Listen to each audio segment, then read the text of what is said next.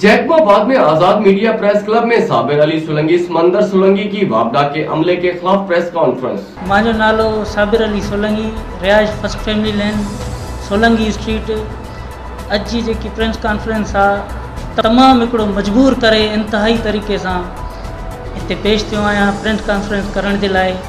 वापडा वारा तमाम घनी गुंडागर्दी ते लही पिया आहिनि। ख़ासि अब्दुल सत्तार लाशारी साहब LT लाए तो, तारा लाए तो, फी घर को 8-10 रुपये मंथ वठे तो, बोगस मीटर हणी दे तो नाजायज़ तरीक़े से। असां मीटरदार हूँ, असांखे मीटरनि वारनि के भी बिजली फराम नथी कई वञे। अगर मीटर हणूं था तमाम परे बिजली जेको आहे छिके विया आहिनि, उतों पोइ वरी रोज़ कटिन था असांजी बिजली। माना हर तरीक़े से ज़्यादती कई वञे थी। वॾी ॻाल्हि LT लाए करे मिल मालिकान के विकिणनि था, उन्हनि को मुँह मांगी कीमत वठी करे सुठा पैसा वठी उन्हनि के LT फराम करनि था, विकिणनि था। एडी माना ज़्यादती करनि था ऐं बस ॻाल्हियूं ये करनि था। कुछ पैसा जो फी घिटी में उन्हनि जो टारगेट आहे असांखे 70,000 को 50,000 मिले।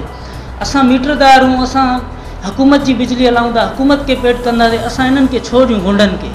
हे तमाम घणी गुंडागर्दी ते लही पिया आहिनि ऐं सिक्योर आहे। वॾेरे जे लाइ सिक्योर न आहे, वॾे माण्हू जे लाइ सिक्योर न आहे, सरकारी मुलाज़िम कंहिं महकमे में आहे उनजे लाइ सिक्योर न आहे, ग़रीब जे लाइ सिक्योर आहे, जेको दिहाड़ीदार मज़दूर आहे उनजे लाइ सिक्योर आहे। तमामु घणो अब्दुल सत्तार लाशारी साहब माना फैमिली लैन के ईअं सम्झो पंहिंजो कारोबार जो मर्कज़ कयूं वरितो आहे। LT लाए विया आहिनि, इन्वेस्टिगेशन करनि सही माना में, ॾिसनि बाबा इन्हनि जो LT लाइण जो कोई जवाज़ ई न आहे। जंहिंजे बिल पेमेंट रहंदी आहे उनखां पेमेंट वठनि। कुझु ईअं जेका क्लियर आहिनि उन्हनि जी उनखे बिजली जन सप्लाई करनि।